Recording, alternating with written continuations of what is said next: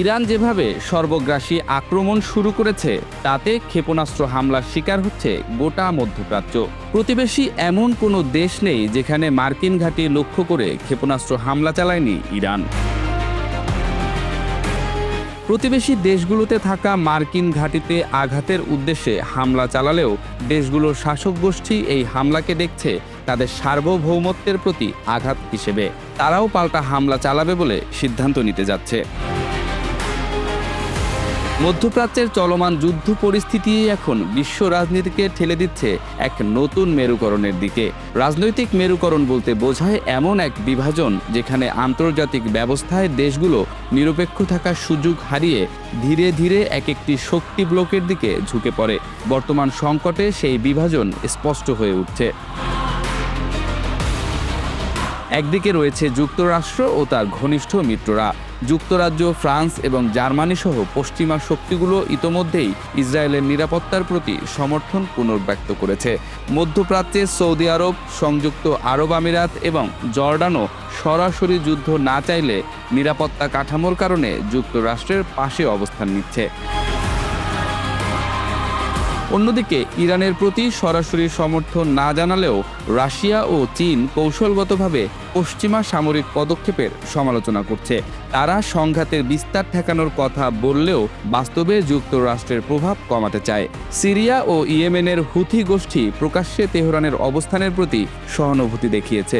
লেবাননের হিজবুল্লাহও সংঘাতে জড়িয়ে পড়ার ইঙ্গিত দিচ্ছে। সবচেয়ে গুরুত্বপূর্ণ হলো এক বড় অংশ এখনো নিশ্চুপ। তুরস্ক, কাতার এবং মিশরের মতো দেশগুলো এই সংঘাতে সরাসরি কোনো পক্ষ নিচ্ছে না। তারা মধ্যস্থতাকারীর ভূমিকায় থাকতে চাইছে, কারণ সংঘাত ছড়িয়ে পড়লে তাদের নিরাপত্তা ও অর্থনীতিও ঝুঁকিতে পড়বে।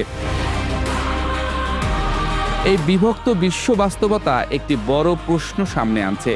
যদি সংঘাত আরও বিস্তৃত হয় তবে এটি কি আঞ্চলিক যুদ্ধেই সীমাবদ্ধ থাকবে, নাকি শক্তিধর দেশগুলোর সরাসরি সম্পৃক্ততায় বিশ্বব্যাপী সংঘাতের রূপ নেবে? এখনকার নীরবতা ও অবস্থান নেয়ার রাজনীতি ভবিষ্যতের সংঘর্ষের মানচিত্র নির্ধারণ করে দিতে পারে। ইরান পাল্টা আঘাতকে শুধু ফ্রন্টলাইনে সীমাবদ্ধ রাখেনি। ক্ষেপণাস্ত্র আর ড্রোনের ঢেউ আশ্রে পড়েছে উপসাগরীয় আকাশে।